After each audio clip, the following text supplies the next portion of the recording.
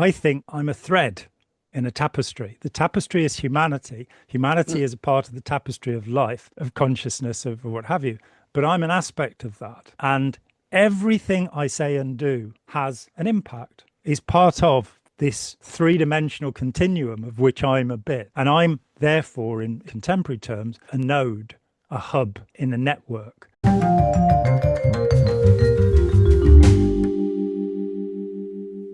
Here we are. I'm John Atack. This is Dr. Stephen Moffic. Hello, Stephen. Hello, everybody, and hello, especially to you, John. It's good to see you. It's been too long. We're going to be a little bit morbid today, I think, from what's just been said. Your recent columns, Psychiatric Times, have been about death.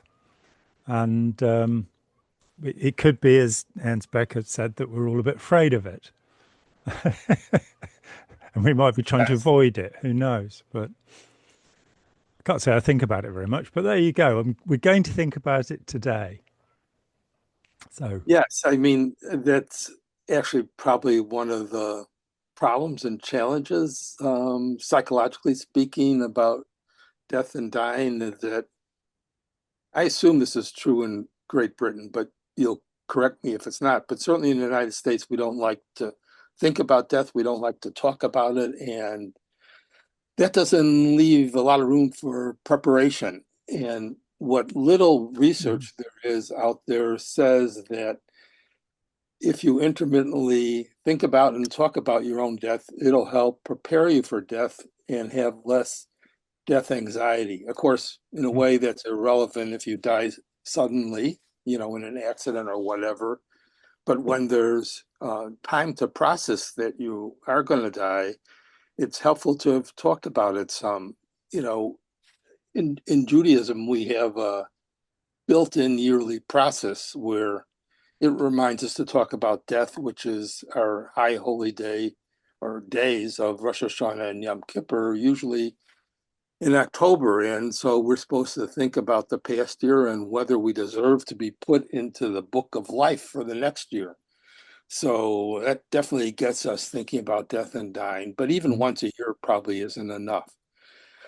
But for some reason, I've been involved in these various aspects of death and dying, not necessarily all negative or morbid these last few days. It ranges from some of my recent columns, to the terrible flash floods that just happened in Texas starting on July 4th, our Declaration of Independence, 249th birthday.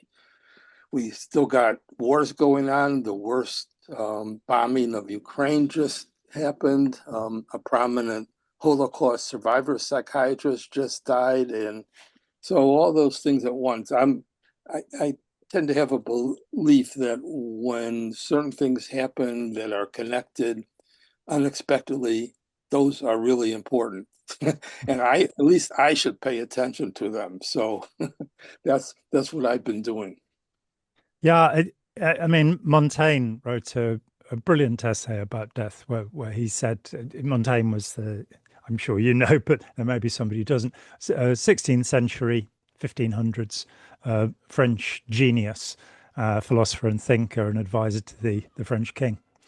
And he wrote that, he wasted much of his youth being terrified of death, that he was just so anxious about the thought of dying.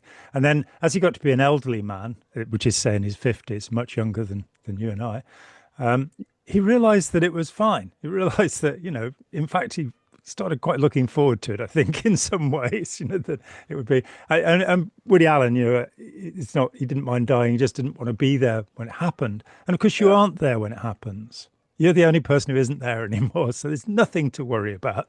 I hope that's reassured everyone and we can move. No. So it is interesting in Becker, the denial of death, this idea that we spend our lives terrified, apprehensive of our, Yeah, you, mortality.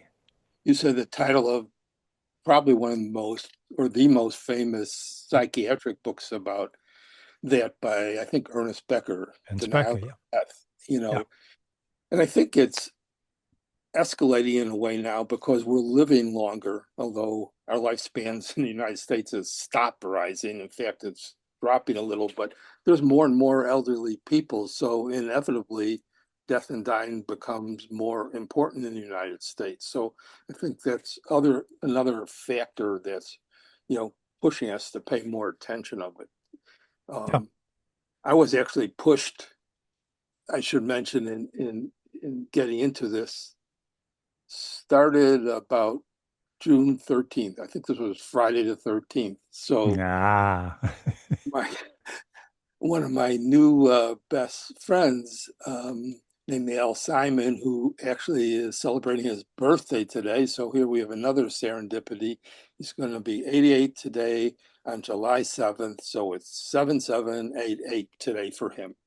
Anyways, my wife and I went out to dinner with him and his wife, and then went to his house where his wife baked the most delicious cookies and so forth for us to have Mm. dessert. And then as we're leaving, and at dinner time, we had talked some about death and dying. And I don't know if that was planned on his side, it wasn't on mine, but I always love it when we can talk about that, especially in a social circumstance. Mm. So we're about to leave, and Al says to me, Steve, I got something for you.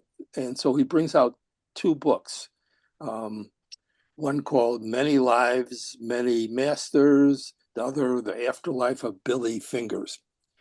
And he said, will you read these and take notes? And here's a yellow pad for you to take notes when you're reading them, and then we could discuss them. And I said, Al, I don't know when I can get to these. I got backlogs of Mm. writing other stuff. Maybe when we go on our trip in July. Mm. And on top of it, Al, I don't take notes when I read, and I don't like to write notes in the book, which he also recommended. Some books somehow seems precious to me, but I'll They try seemed to. precious to me until I became a writer and had to start scribbling all over them because otherwise I'd never keep up. So I am terrible. And I used to write in pencil for about 20 years. I'd only use pencil, so I could scribble out. Now I write in ink, in Yeah, books. can't Don't write. I don't agree with messing with the text though. People who underline lines and text. It's got to be in the margins. It's got to be in the margins. But it saved me a lot of time going back and going, now where did it say that? You know, Yeah, and I scribble on the back dust sheet as well. I'm terrible. What can I say? exactly. And so, but I couldn't resist actually starting to read Mm. the books. And then I thought, okay, what I can do if I like these books, or I feel they're interesting, I can write columns about them for Psychiatric Times, because I have Yeah, I grist have to the mill. four columns a week, and so there's plenty of time. And I told Al this is what I'm going to do instead, and that was fine with him. So I did these columns, but I got fascinated by both of the books, and then actually went on not long ago to start a second book by Dr. Weiss called Same Soul, Many Bodies, which is on the afterlife. The prior one was on past life. So a lot more I can tell you about those, but it was like opening up a new world, so to speak, and in some ways helps make death less final, so to speak. So It's the finality that I like. yeah, so that's how this all got started. Mm. Yeah, I mean, as you well know, spent 9 years as a very young man involved with Scientology, which believes in past lives. It wasn't a new thought to me. I spent a year studying Soto Zen Buddhism, which believes in past lives. But Yeah, the difference is massively and significantly different. That on the one hand, the Scientologists going, oh, well, if anything goes wrong in my life, I'll just drop my body and I'll pick up another body. Now, this is a very dangerous thought, which leads to a much higher suicide rate among Scientologists, sadly, than is normal. I rated it about 10 times higher than normal when I did a review of 38 deaths in 1993. So that's their idea, just pick up another body. Now, the Hindus and the Buddhists have an entirely different view of this. They call it the fear of the eternal return. You're on the wheel of suffering and it's going to keep going round until you get off it. So right. as a Buddhist, I was terrified of the thought of eternal life. I'm not at all frightened of death. Yeah. So, you By know, the way, yeah, I'm really glad you brought up the Scientology stuff because my sense is I haven't completed writing enough about this, and that's one area I didn't touch so far. But what you mentioned is really important, and so I may get back to that. But and there's lots of other ideas about what happens after death or before life, than I focused on so far. Yeah, the past lives and future lives that Dr. Weiss talks about has overlaps with reincarnation, but it's different. Has a different sort of underlying conception, more positive um, than negative. Although your past lives, in his opinion, are likely to have suffering as well as good things, and he uses hypnotic regression, and there's overlap, I think, with what he does. And sometimes he brings together large groups and does hypnotic regression with them. I think there's an overlap with cults, which I think is one of the question marks of how he views this and what he does. So, and he's not the only one. I'm just pointing him out because I read his books. I mean, I think if we treat it as imagination and if we say you're not necessarily remembering something, and we do know so much about false memories now and how easy it is to bring them about. Let me say that having discussed this matter with more than 1,000 people who have supposedly had past life experiences, so directly, I've yet to hear a single instance that convinced me. And of course, I was a believer. So you get into the Well, then details. you should start reading his books and I've see. read many Yeah. books on the topic. Yeah. But especially, I think that first book I mentioned, Many Lives, Many Masters, just elaborate about him a little bit, not to Mm. make him seem more credible. And he brings up the same objections and And concerns that how much does this cost, by the way, Steve? it's in paperback. I No, think I mean, no, if I devote myself to this man, how much will he take from me?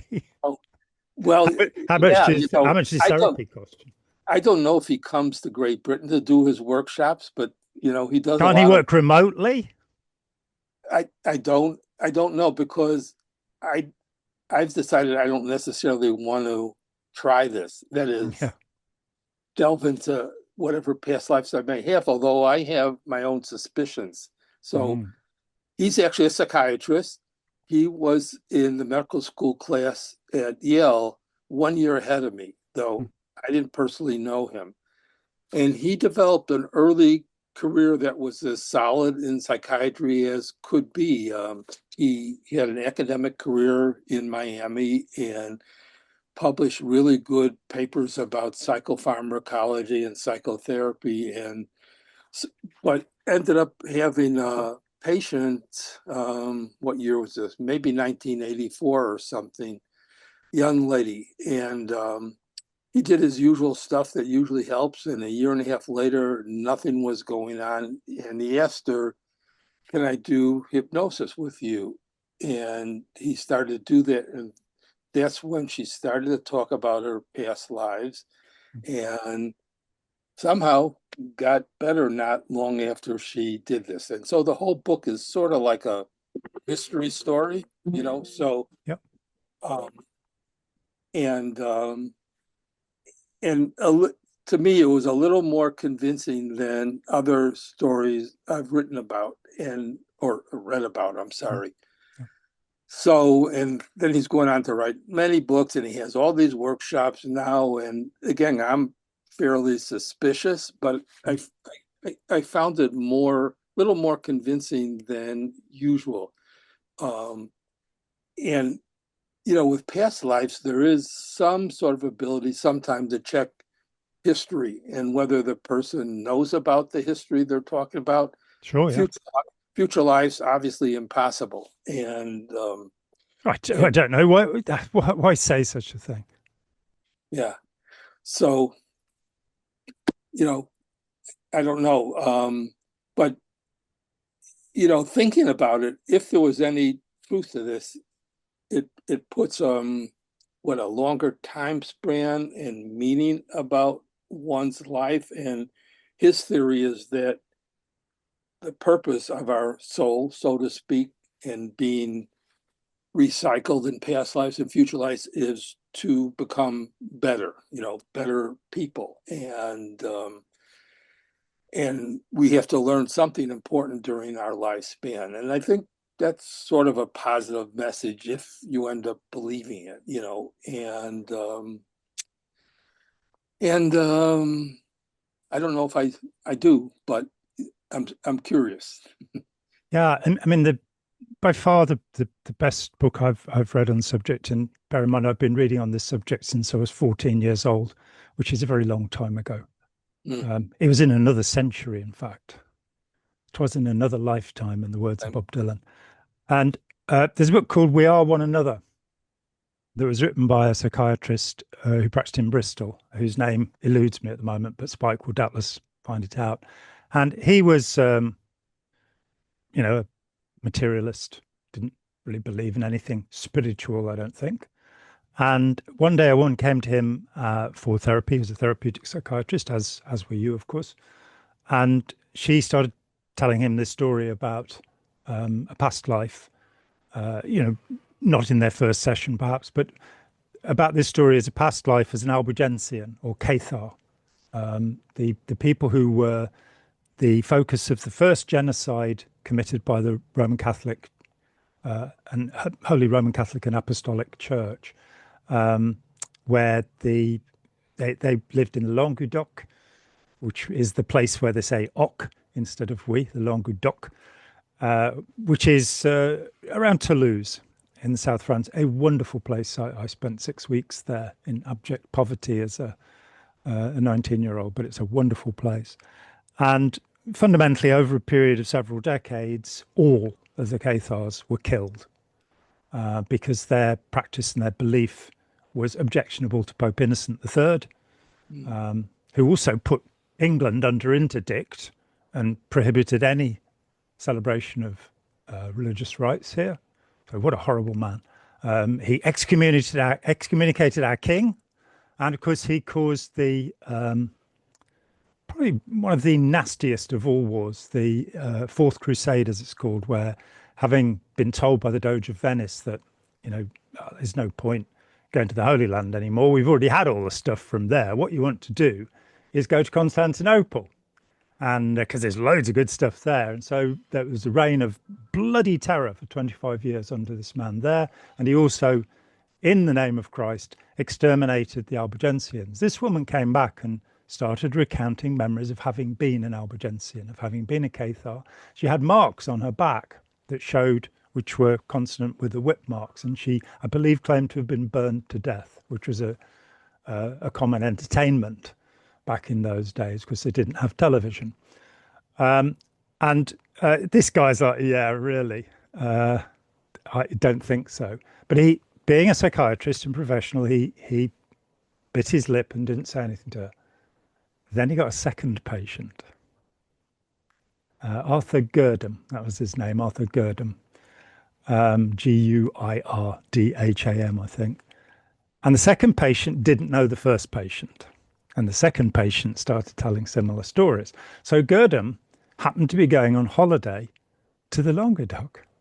And so he went to Toulouse and he found that they were just now, a historian for the first time was opening the court records of that time. And there were the names that had been given to him by these two women in these records. Now, I'm afraid that I take the view, like Doubting Thomas, that I've got to put my finger in the hole before I believe anything, because I know it's very easy to tell stories because I tell stories. It's one of the things I do. That's pretty suspicious, right?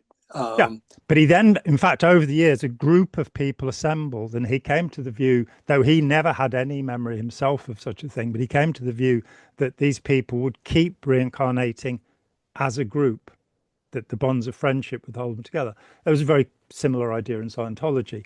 I was told by people, after I'd left, having discovered that they had an intelligence and harassment department, I was told by somebody in that department they were actually expiating their crimes in their previous lifetimes where they'd worked for the Gestapo.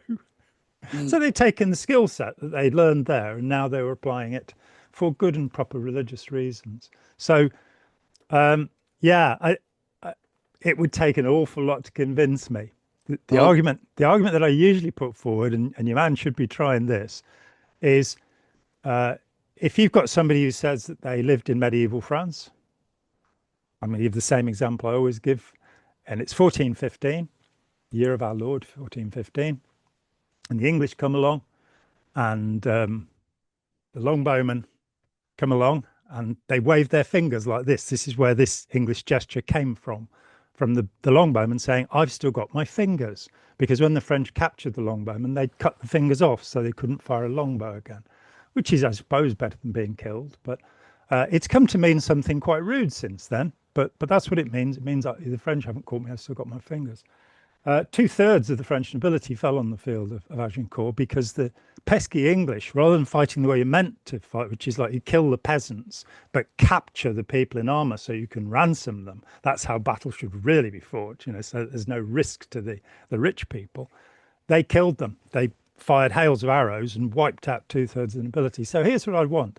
If somebody said that they were on the French side at the Battle of Agincourt, just speak a sentence to me in the French of the year 1415.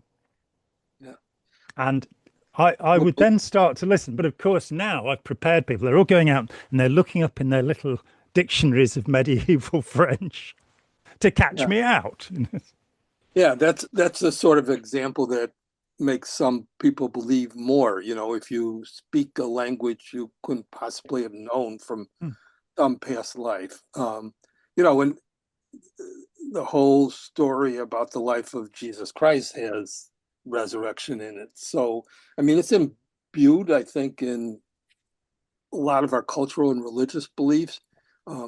But we could also switch gears to something more concrete, which is sort of the middle later. How do you prepare for death and dying? And there's this whole movement of aid and dying.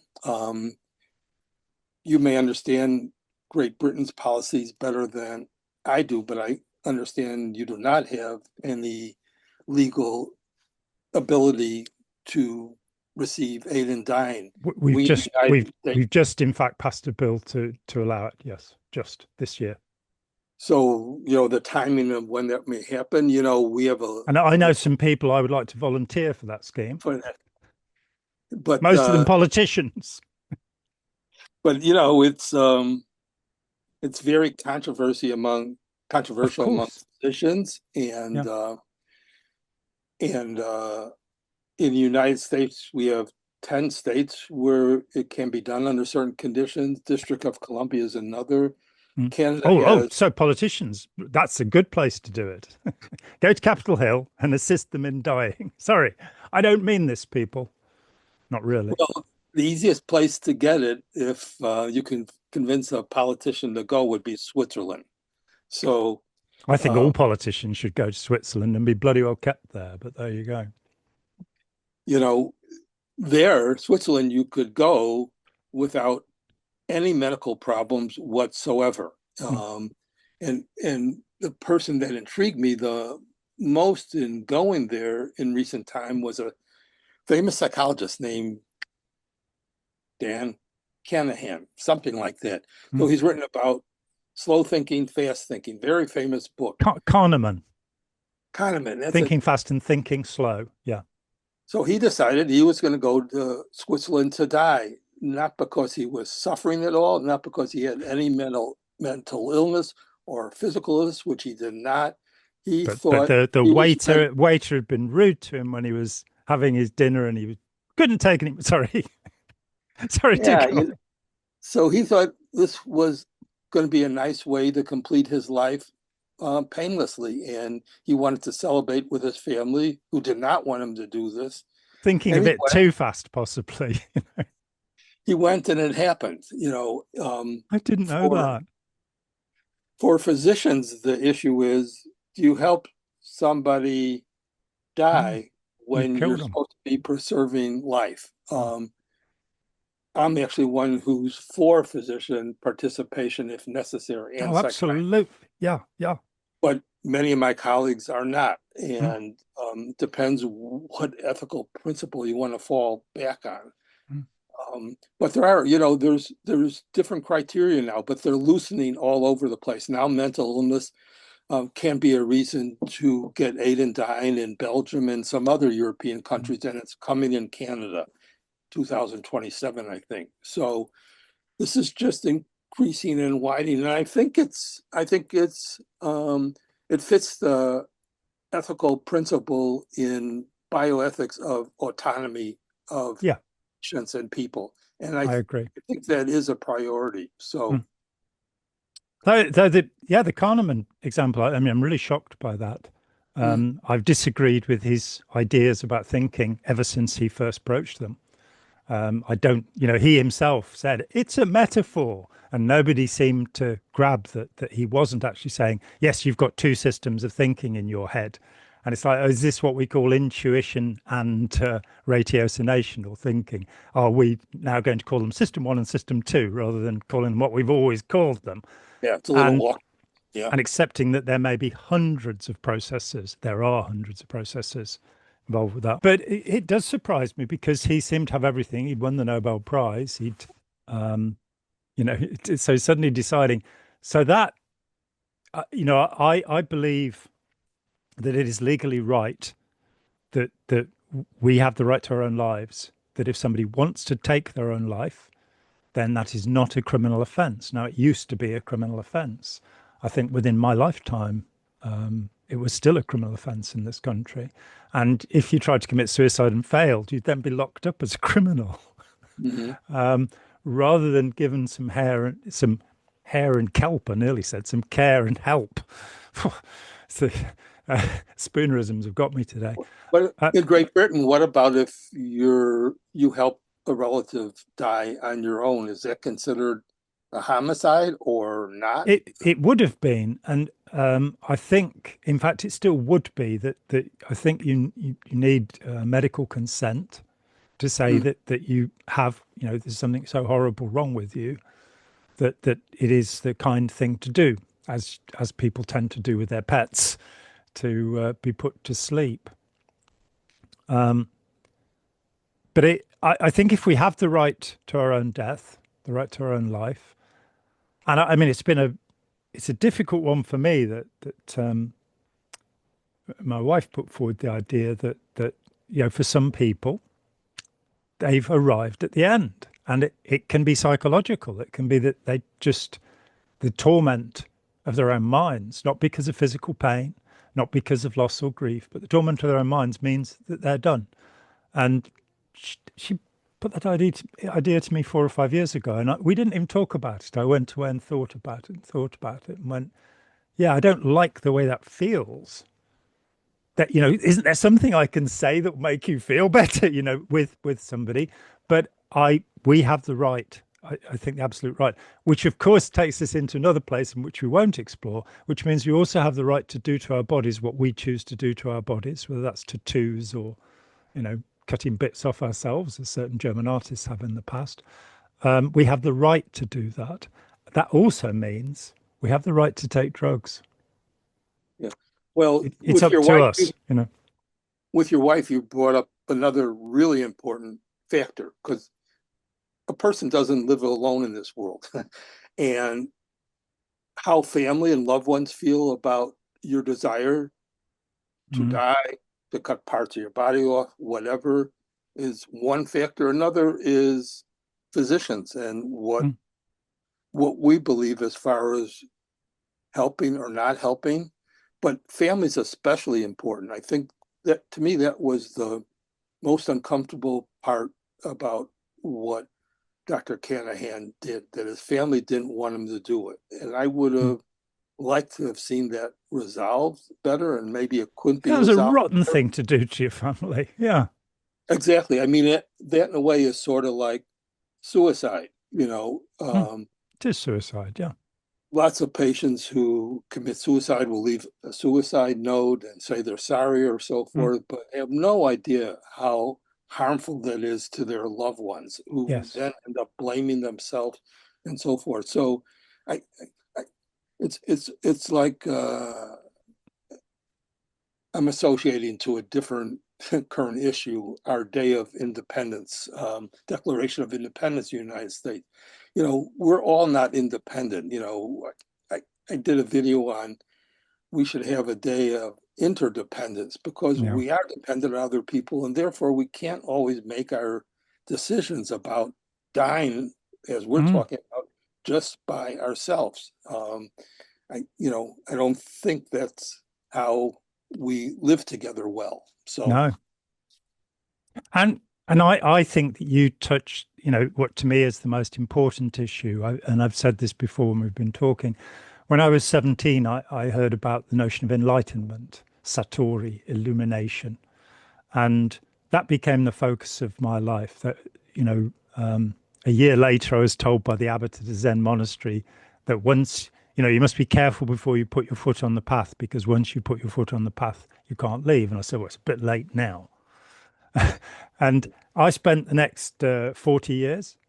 I went through Scientology. Scientology was always a way to get to this enlightenment. I didn't think I'd get enlightenment through it. I was pretty sure I wouldn't, but I thought that it might give me the emotional equanimity, which is what I was first going for, because I'm a super empath. I feel other people's feelings for them. You cut yourself, I'll bleed for you, as has been said of my assistant Spike. I've felt too much, and so I would achieve this serenity, and then I'd be able to be enlightened. I left Scientology after 9 years, still believing firmly in enlightenment, and I carried on 30 years believing in enlightenment. I didn't align myself with any group because it didn't seem particularly relevant. But having spent a year in a Zen, on the edge of a Zen community, and seeing that it was fundamentally a cultic group, the Mount Shasta Zen community of Jiu Kennet. There are many tales about it. I mean, the abbot who told me, gave me the advice, very good advice he gave me. If you look to their website, he didn't exist. According to the current people, this man wasn't the first abbot. So I'm going, well, they're not really truthful, these people. But so I've never felt, it seemed to me that my own experiences and the enormous amount of literature that's out there about mysticism, Eckhart Molinos in the Christian tradition, or Thomas Traherne, or St. John of the Cross, or in the Jewish tradition, with the wonderful stories that are told, the insights that are given, the Sufi tradition, the Buddhist sutras. There is so much out there that sings about this condition, that you'll be able to become serene and above it all, and you'll be able to live in the world perfectly and be. And about 12 years ago, I decided this was nonsense. It might be helpful to somebody else, but I'd spent my life trying to get to this thing. I don't think I'd neglected anybody or anything because of it, but I spent my life focused on this aim, which for me is an impossibility. It will never happen. I will never achieve enlightenment. And at that moment, I understood, I became enlightened. At that moment, I understood that what mattered was not that I wouldn't feel anything when dreadful things happened in the world, but that I would feel things when dreadful things, when I lost something, when something awful happened, that I would have an appropriate response. And I would then do the best I could about it. And that was the point where I realized, and it had always been there and it had always been obvious, that relationship, interdependence, we should have one day a year thinking about independence, and the other 364 or 65 in a leap year thinking about interdependence. Because doing the most I can without sacrificing myself, without developing a kind of St. Francis of Assisi complex where I'm nothing. So having compassion for myself, as the Buddhists say, as well as for others, but doing the most that I can to be helpful and useful and kind in the world, creates relationships. It is sadly my experience that 90% of the people I'm kind to will ignore me thereafter. This isn't, virtue is its own punishment. People won't even send you a Christmas card necessarily, especially That's if you have, right. You do it because it's the right thing to do and the caring yeah, to do. You know what? be nice to get the Christmas cards Obviously, too, I but agree with you about the interdependence, which is why I did the video on it. mm, When was it? Last Wednesday. But I think you exhibit another cogent way to look at enlightenment, although you probably understand this way better than I do. But I think enlightenment as a movement was based on rationality, understanding the world and how to think about it, and that we could do better even with one another. The big limitation is what's so strong in you, which is the emotions and the empathy. Enlightenment ignored emotionality, and that's why it didn't work, and it'll never work unless it's connected with our emotions, which usually ends up sabotaging a lot of things. Also makes lots of things wonderful, but if we ignore them, we're only dealing with half of what makes us humans. And so, to me, the Enlightenment movement isn't anywhere as great as it was made out to be. It was a and partial. I'm sorry, Steve. There's a distinction between the Enlightenment, the 18th century movement, which I think Graeber and Wengrow have proved very well actually comes from North America to Europe through a man called Kondiaronk. The Dawn of Everything, Graeber and Wengrow. Everybody should read this book. It's mind-boggling because it's on record how Rousseau got the ideas, how Diderot and co. developed these ideas, and they're ideas that are hostile to European society, that are saying your society is useless. There is no love in your society. There is no proper sense of family in your society. So those are the ideas that became the Enlightenment, which failed us, as you say. Then you have the notion of Satori or Samadhi, personal enlightenment, where you will understand the world. This is the core of Buddhism. It is what the Buddha achieved, allegedly, that he entered nirvana, he achieved Satori. And within that is the essential concept. And there is only one. And that is, there is no self. That what the Buddha realizes is anatta. There is no self. Now, psychology has moved that way as well in the last 30 years, that the self is a kind of democracy or autocracy of various parts of the brain dominating other parts of the brain, of neurochemistry, where everything, enzymes and hormones and neuropeptides are all clamoring around, so that creates the illusion of unity, that there is a self. But in fact, you've got all of this discrete stuff. I started to get interested in permeability as a concept. So my body ends at my skin, but it doesn't. My skin is permeable. Sweat goes out, things can go in through the skin. And I think the same is true, that there's a kind of a center, which I think of as the self of me, but it doesn't actually have any boundaries. So I think that death becomes so frightening because of the notion of individuality, perpetuating individuality. But to use a mystical metaphor, the self is like a whirlpool. The body is the water flowing through, changing all the time, with the exception of a tiny few cells in our body. All of the cells are changing over different periods of time, so that, I've got very few cells that I had when I was born. There are a tiny, tiny number in the heart, I believe, which we get from our mums and that stay with us. But everything else has changed. And so what is that self? And so again, I think, well, I'm a thread in a tapestry. The tapestry is humanity. Humanity is a part of the tapestry of life, of consciousness, of what have you. But I'm an aspect of that. And everything I say and do, every breath I take, in the words of Sting, everything I say and do has an impact, is part of this three-dimensional continuum of which I'm a bit.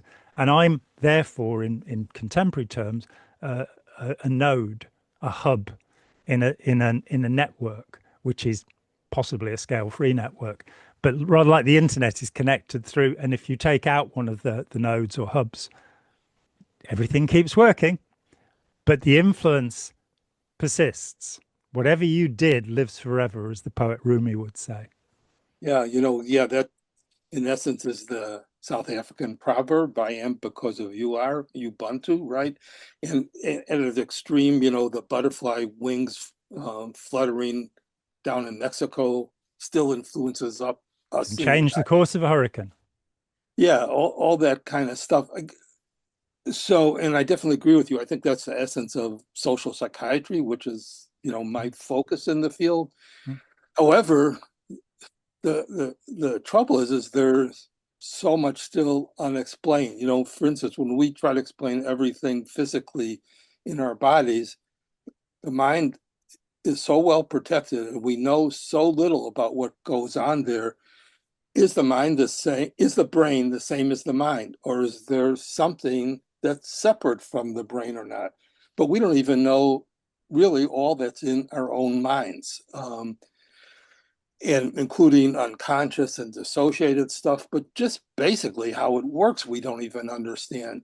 And then, of course, when we react with other people, we're reacting to other people and things without even knowing we're reacting to them because there's too much to pay attention to. So, what that leaves us with is, I think, what you're saying, but also with partial knowledge of who we are and how we affect other people and how they affect us. And sometimes, a lot of times, we have to just do things on trust, like your kindness to others.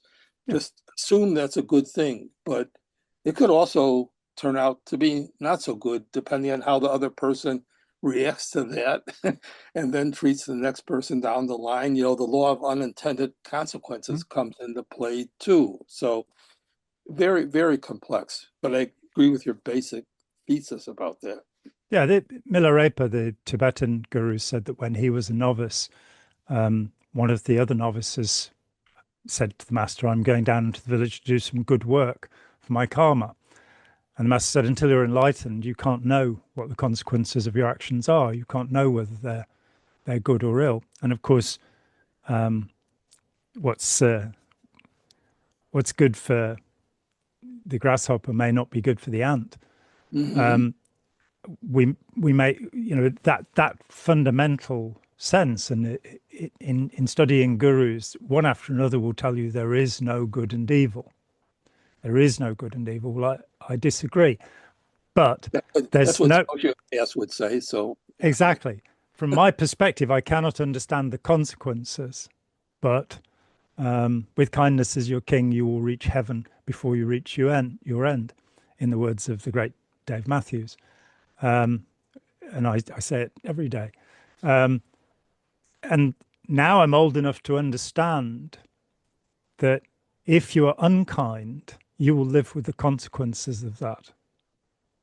Whereas if you're kind, you'll live with the consequences of that.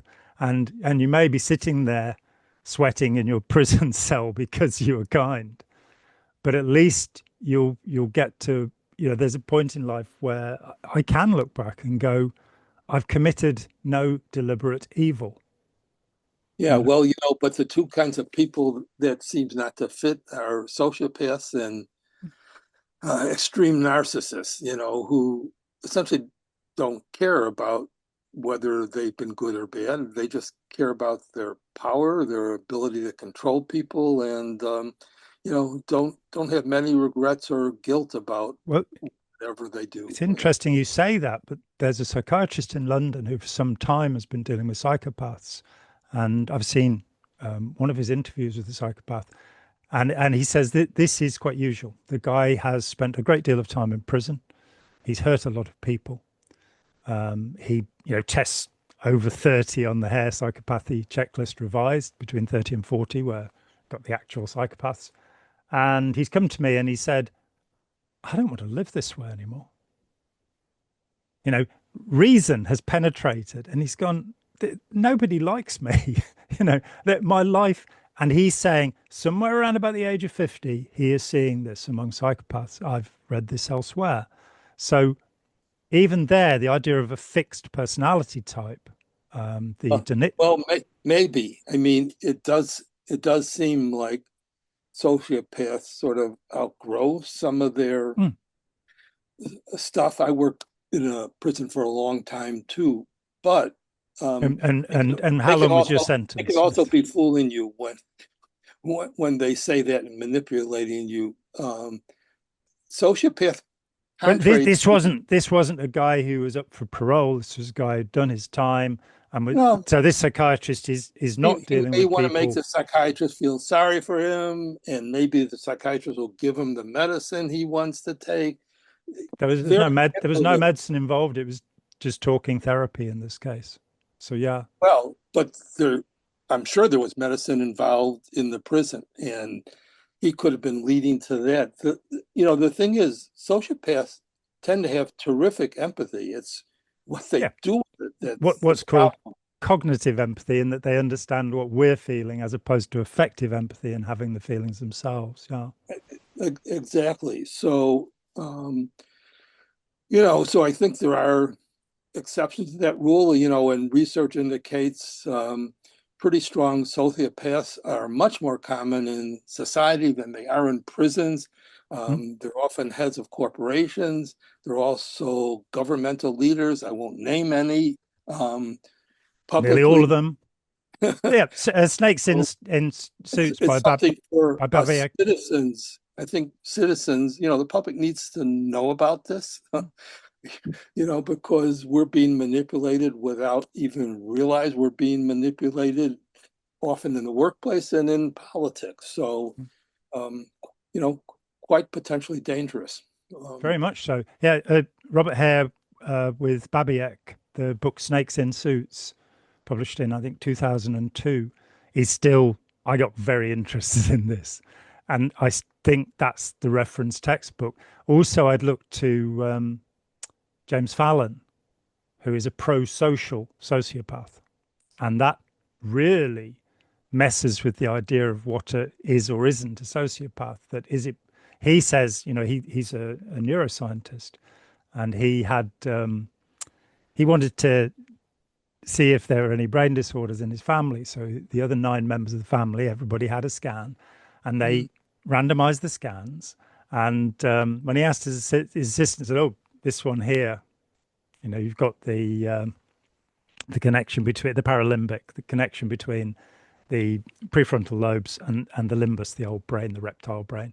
He said, this has got the attenuated paralimbus that you'd expect in a psychopath. And James Fallon said, who is that? And he said, well, they've been randomized, Jim. I said, yeah, come on, who is it? It's you. yeah, And right. he was in his 50s, and he said until then, he'd believed that everything was genetic. You're just born a certain way.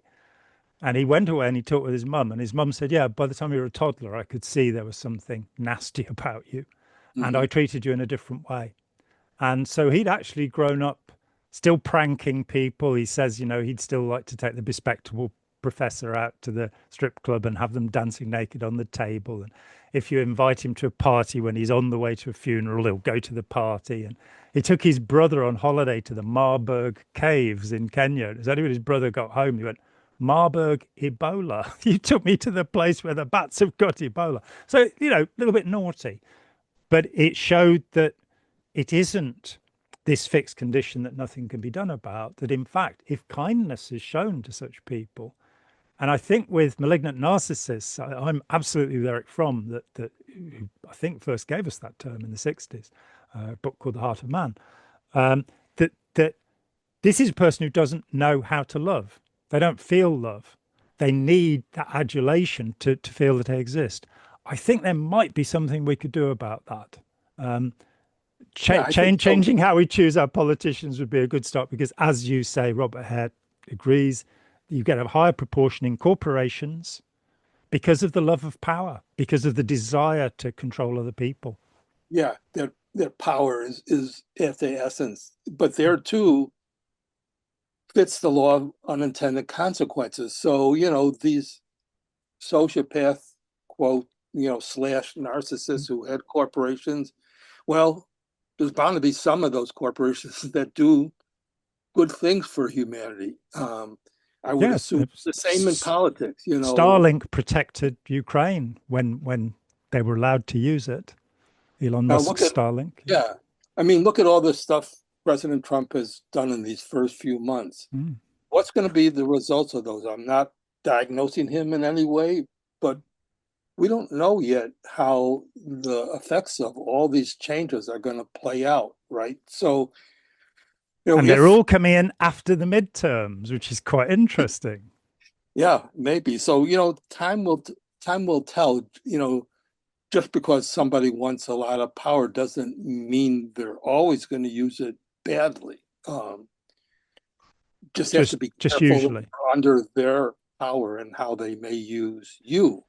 Yeah, So and that their behavior will be tend to be capricious. So if you get in the way, I've come to a simple formulation. I think that anybody who has much more than enough is antisocial. Let's just lift it that way. So when I hear Bill Gates saying that he and he does say now he's given 100 billion away, Melinda is out of the picture now.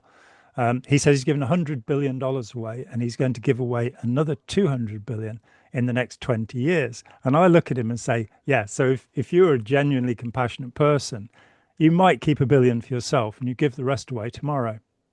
It's not going to take you 20 years to work out what. my You've still wife, got this power. You've still got everybody looking at you. And he's the same age as me, and he looks like a lizard. I mean, what happened to him? So obviously, that's evil has its consequences. what you're asking for is exactly what the wife of Jeff Bezos did, his first wife. Mm. She got so much money in the divorce settlement, and she's been spending it for quotes good causes, right and left, over Yeah, and over. yeah. Um, I'm sure probably leaving some for herself, but she's doing exactly what you suggest. I think Melinda Gates has done that too, and it's just I started thinking about this group which I call the Billy Club, um, because on the one hand they're beating us up, and on the other hand they're billionaires, and That's good. they, you know. One of our mutual friends was trying to persuade me the other week that there are good billionaires and bad billionaires. I'm going, no, once you have exceeded in greed, once you have shown your willingness to do that, you're a bad person. I don't care. You're a bad person. It, I don't know what the limit is. I think having tens of millions is probably fine. Maybe having hundreds of millions is fine. But when you get to the point where you could fund yourself for 100 lifetimes, and I've also met somebody who tried to do that, who put his money into a Swiss bank account so that when he's reborn, all he's got to do is remember those numbers. There's a lot of money languishing in Swiss bank accounts, and that some good could have come from that. Though I imagine the Swiss banks have used it to buy arms and sell them to make a profit, so it's not all bad. The arms manufacturer, at least the children of the people making the arms, have had bread put on the table as a consequence of the goodness that has come out from. Mm-hmm. Oh dear, Yeah. what a subject. On the subject of survival of death, and therefore past lives and what have you, there is a wonderful book called Ghost Hunters by Deborah Blum. Deborah Blum was for a while the president of the American Society of Science Writers. She's good. She wrote a great book about the development of forensic medicine in New York. The Poisoner's Manual, I think it's called. Really fascinating to see how we found out that chloroform does this, and so therefore we can tell this. But Ghost Hunters blew me away as somebody who has moved away from, let's say, spiritual perspectives over decades, and become resolutely skeptical. It's the history of the psychical research societies. And the first shock for me was finding out that the British and American psychical research societies were founded by William James. Nobody told me that. This man who I revere, this brilliant mind, this great And psychologist. first books, I ever read that really touched me deeply. Varieties of Religious Um, Experience. yeah, Yeah, yeah, fantastic, absolute genius. it was But him, Freud, and Frankel that coalesce my interest in psychiatry. Well, Yeah. I'm with you on Frankel, but Freud, I'll never go there. I'll never go there. They're stupid ideas. Um, But yeah, most of them. his ideas were stupid, Yeah. but But clearly, they're interesting, clearly fascinating. there's an unconscious that is working right now when I'm talking to you and influencing what I'm going to say before I even say it. So, his But basic thesis that there's something going on in our brains that we're not yeah, aware of right away. but that idea was already popular when he was born. It's got nothing to do with him. Um, Well, and Pierre Janet gave a much better exposition of it at the same time. But yes, it's that may be true, but he definitely popularized it in another way. So I wouldn't be yeah, and too angry at him. I'm going to be too angry at him because the problem is, you see, I disagree. There is no unconscious mind. There are unconscious processes, but by believing that there is an inner agent inside you which knows what's going on and you don't, that is one of the great traps that psychology has given Well, us, that we are yeah, possessed by a demon called the unconscious mind. Unconscious processes. But what, no, I think he did emphasize processes, rather than an unconscious mind. I think you're maybe distorting how he looked upon it. He id, also id he ego, also ended up superego? saying that the most important thing was what we would discover over time about the biology of the mind.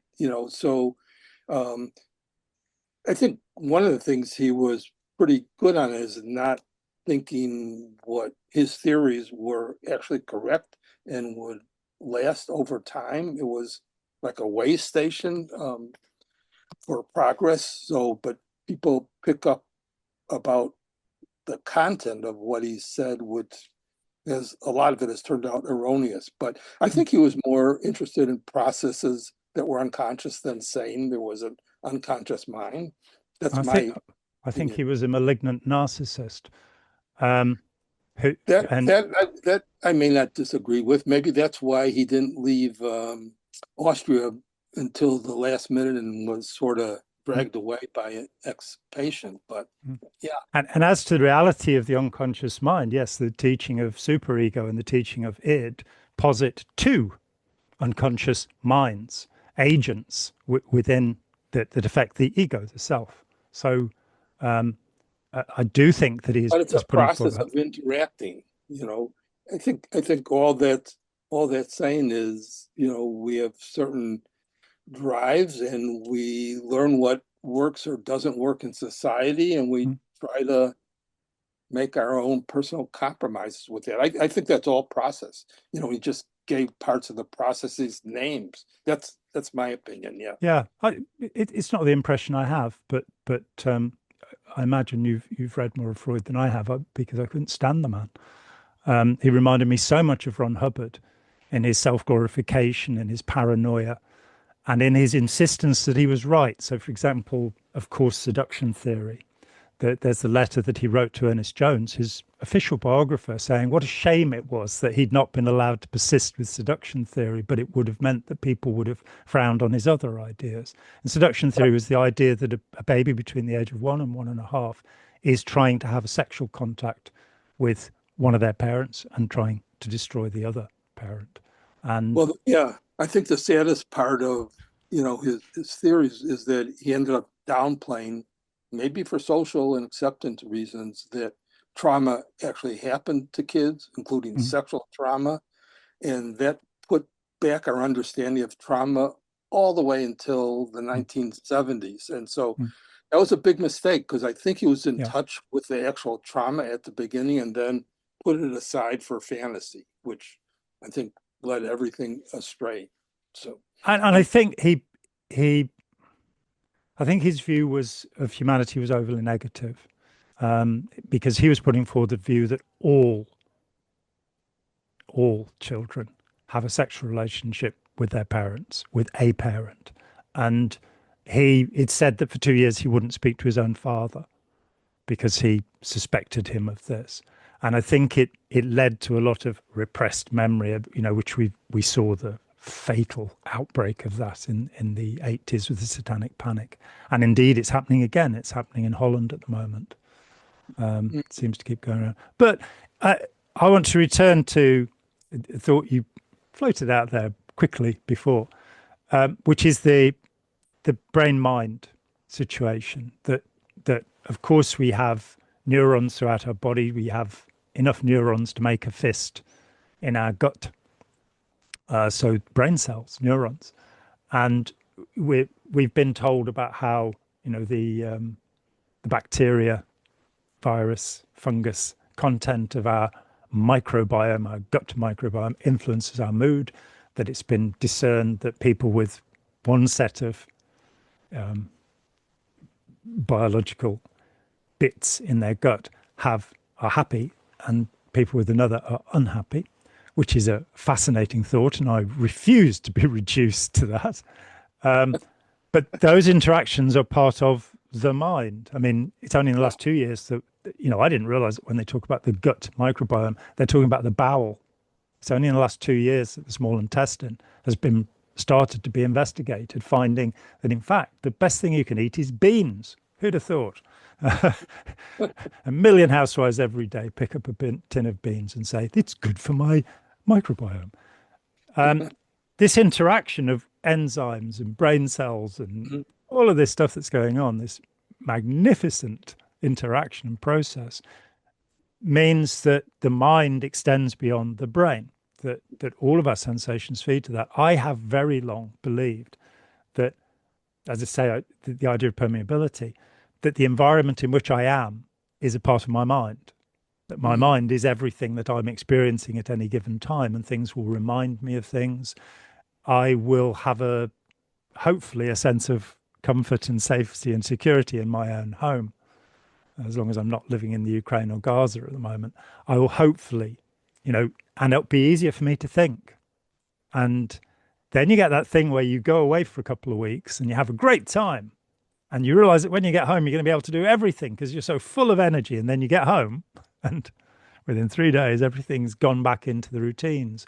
Reality. So, yeah, which of that is me in truth? So I think, again, to take the idea about Freud, that I would agree, we are processors, whirlpools, trying to believe ourselves to be objects, permanent objects in some way. Even the notion of resurrection in Christianity, if you look to the first letter where Paul talks about it, one of the 7 of the 27 bits of the New Testament that could be authentic. The other 20 aren't. We know that historically. But there are 7 that could. Let's think around it. One of them is him describing what appears to be a secondary ethereal body of Christ rather than a resurrection of the physical body. So even Christianity hasn't come to a sense of what's being described there. In the history of religion, the idea is that the Proto-Judaism, which has the same idea as the Sumerians and the Babylonians, the Semitic Babylonian peoples, that under the earth there is an abyss, which is a Sumerian word, I'm told, and that these shadows of people, the shades, will wander in the abyss. But it's not a good place. It's not a good thing to do. There's no heaven. There's no sort of thing. And that, in fact, the essential idea is, hey, use your life now, get the most out of it, because you're going to be a shadow afterwards. Then I have read that when Alexander the Great comes into what would become the Holy Land, this idea of resurrection is carried in. And there starts to be a changing. I see religion as an evolving thing. People who believe in religion think it's permanent. They think it's always been this way. When they go to the Catholic Church and they see the Pope, it's like, well, that's what Jesus would expect to see. The Sistine Chapel, yeah, that's what Jesus thought. It's like, okay, every generation remakes religion. Every individual remakes religion. And here we have a beautiful evolution. The more beautiful if it becomes more helpful, if it becomes more rational, if it becomes more about helping all of humanity and the symbiotic environment of humanity, then we've got something that's quite useful. Unfortunately, it seems to have gone off the rails all too often and become something harmful and destructive and exclusive and, Yeah, I think as a whole, that's what I and my co-editors tried to do with Mm, the series of books about religion and psychiatry, which you and Steve Hassan contributed. Um, your caution about certain things, we did. thankfully, but taking them as a whole, to me, it's like trying to tease out what's common and helpful about religions Yeah. rather than what's destructive. And I think that there is a possibility of that continuing to develop, but also the possibility on the other end that something very destructive will come out of one of the religions, or the extreme part of one of the religions, I should say. I think that's where the big dangers lie, Mm. in the extreme fringes. So, yeah, my hope is along the same sort of possibilities. By the way, I forgot the name of the lady you were talking about before, but there also is a psychiatrist who has done, I think, the best or whatever research, solid research can be done with looking at um, the afterlife and what happens as somebody is dying, but maybe hasn't died yet, that tunnel kind of light that Mm. some people think. I'm struggling with remember his name. I think it's Alexander Maria Almeida. He's Brazilian. And so he's written a book about his research, I've heard the name. and Yeah. pretty convincing, limited, but pretty convincing. Mm, So he approaches all this from, quotes, a scientific mm. point of view, and I think that's helpful. Yeah. I mean, Ghost Hunters, the thing that got me, the first study they did, and it was quite large, the end of the 19th century, was intimations of the death of a friend or a sibling. And they found there were a lot of twins who they could prove they'd written something. For example, they'd written a letter to a friend saying, "Oh, I think my brother is dead," and they were right. And the book, as somebody who is fairly skeptical now, I found, that the walls were moving and something strange was going on that I didn't have an explanation for what I was looking at. I was gratified that William James didn't accept that this was sufficient evidence, but there seemed to be something about the nature of human consciousness that is more deeply interfused, as I think it was Wordsworth said, that our relationship to each other is. I mean, Freud, despite there's this usual idea that Jung was a wacko, goes into all sorts of spiritual nonsense, which he was. And that Freud was a strict rationalist. Well, Freud also believed in telepathy, of course. So, you know, though he didn't believe in poltergeists, which seemed to be that Jung was just a lunatic. But let's not go there. And anti-Semitic, of course. Quite strenuously. Well, actually, if you want to check that out, whether he was an anti-Semite or not, a Jewish psychologist named Aryeh Mandenbaum has Mm. just written a long book about trying to prove that he was not anti-Semitic. God, I Oh, well, think I've seen film of him saying nasty things about Jews. He, for example, believed that there I'm was not a trying to defend him. It's no, just no. I'm trying to attack him. he's yeah. He is absolutely on the record as saying that the Aryan collective unconscious is different from the Jewish collective unconscious, along with Madame Blavatsky, of course, who put that idea forward. So, yeah, is that pro-Semitic, anti-Semitic? I think it's I don't know. anti-Semitic. That might be true if he said it was better. Oh, I, yeah, yeah, I he wouldn't does. object to Yeah. that. Yeah, it's superior, definitely. So it doesn't matter if 99 times he said, "Oh, my best friends are Jewish." There was one time when he stabbed a Jew. It's like, and that's all it takes. It's like we've gone through this trope a few times that you came up with the idea that there was no anti-Semitism in Hindu India. Do you know what the most popular brand of ice cream in Hindu India is? You don't, do you? I can tell by the look on your face. No, It's called Hitler. And it has a picture of Hitler in a Nazi uniform, and it's all over India. I mean, It's not Yeah, anti-Semitic in any way, but well, it's kind I of probably pro-Hitler. would have drawn the line up until this current government, because again, I think they have a fundamentalist oriented government now. Narendra Modi is evil. Yeah, full And stop. so I wouldn't be surprised if anti-Semitism is developing. And of course, there's not many Jews living in India anymore. Mm. I mean, there never was, but there were many more than there exist today. So, yeah, I wouldn't be surprised if it's popping up now with the current Mm. leadership in India. I hate to say so. Yeah, me too. I mean, I've seen marches where Hindu nationalists are screaming death to non-believers. So it's not just Semites; it's all of us. Well, That Muslims for sure. Yeah, the pink revolution there has been an absolute atrocity. Tens of people murdered. yeah, yeah. So So it that's goes. very worrisome. Well, there's a happy note to end on. Um, so, uh, oh yeah, I have one more thing to say about dying, death and dying. Um, I have, I'm going to admit this. This is public, okay? To my shame, I have watched the entire of 6 Feet Under, the TV series, 8 times. Right, 8 times. It's what, 6 seasons? I think 5, 6 seasons. I've I don't watched know. every episode, and it started when Alan Ball, who was the guy who wrote American Beauty, which received, I think, 11, some mad amount of Oscars. I think it was 11, quite rightly. Absolutely brilliant film.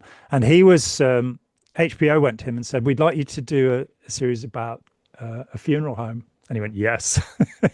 And it is a breakthrough drama, TV drama change through what HBO did at the end of the last century and the beginning of this century. Sex and the City, The Sopranos, The Wire, all of these wonderful things.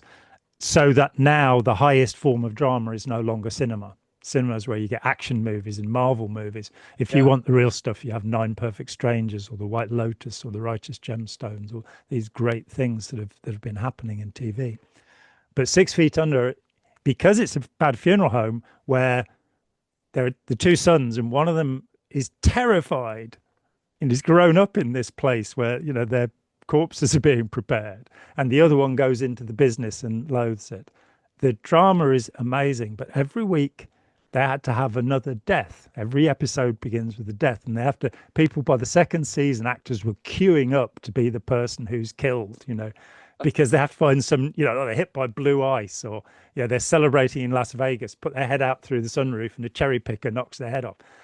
And they give you the gallows humor, but they also investigate the idea of death. And so the people on the slab start talking back to the mortician, and obviously the things that are in the mortician's head. But I found it, the first time I watched it, 2000, somewhere around there, the first season, I found it very comforting Mm. to Mm. go, yeah, okay, this is what's happening. Mm. So I recommend that to all and sundry, near and far. We got a lot of references for Spike to attach to our talk, don't we? Yeah. Yeah, and at the moment I'm not letting her have the videos because she's having to do the audio book of my If Scientology Ruled the World, Nazi occultists, sex magic, space aliens, and the second coming. And it's not just clickbait. I couldn't get golf, cookery, or cats in there. It's not just clickbait. All of those subjects are indeed covered, and as rigorously as I could. But so she's, we're stacking up videos at the moment, and she's going, "Can I do another video?" I mean, no, you've got to finish the book first. Okay. Cruel taskmaster. Yeah. I am. Grand. What a great pleasure it is talking with you, Stephen. I really just fantastic. Thank you. Yeah. Well, we talked about a subject that should interest most people. So Yeah, it does happen to most of us. and as you brought up, and I tried to a little bit, there's a lot of cult aspects of talking about death and dying. So Yeah, and I think it's the talking about bit that's the important bit, and arriving at conclusions from our own experience. I did this podcast with this guy James English, and somebody in the comments, because I'd said what I'd said about mysticism and what have you, said, "Oh well, you see, this is somebody who's just read a lot of books And he's not actually had the experience. And you go, yeah, I had the experience. Then I read the books. And now, having considered all things, this is a position I take. And knowing how easy it is to induce an experience in somebody. Like, you saw the last book we worked on. I gave a list of, you can hyperventilate, you can stare at things, all of these things which are used. And when I'd finished the list, I went, I don't know a religion that doesn't use one of these things, fasting, sleep deprivation, that will induce physiological experiences that they are then labeled as transcendent. So giving somebody an experience, dead easy, that they then go away and say, oh, seeing is believing, and I saw it. And you go, yeah, and it was me that painted it on the window when you saw it.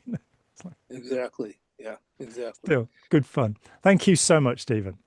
Well, thank you for indulging my recent interest in death and dying, especially as I age. I had a little sort of cute little episode about that recently too. So I had this is quick. I had a tooth pulled out up here a few days ago. That's why I warned you. I wasn't quite as focused now, and still is not. But anyways, when I was at the dentist, she said, I assume you want an implant there.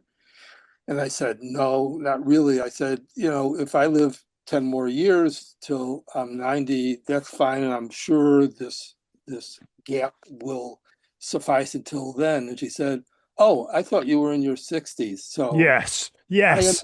I understand that I won't pressure you anymore for the implant.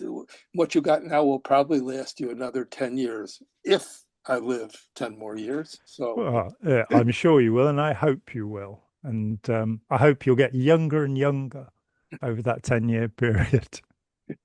Yeah, younger psychologically anyways. Yeah. Yeah, we've got that to look forward to at least. Thank you so much. Thank you, John, and thank everybody who watches this. Yes, thank you. And stick some comments in there, and we'll prod Stephen into giving sensible responses, because you're not going to get any out of me. Let's face it. Definitely. Okay, thanks, Stephen. Hi, John here. Thanks for watching. We'd appreciate it very much if you would click like, as well as subscribe, and click the bell for notifications. Every dollar helps, and we welcome new patrons on Patreon, or you can make a one-off payment with any currency through PayPal. Thanks so much.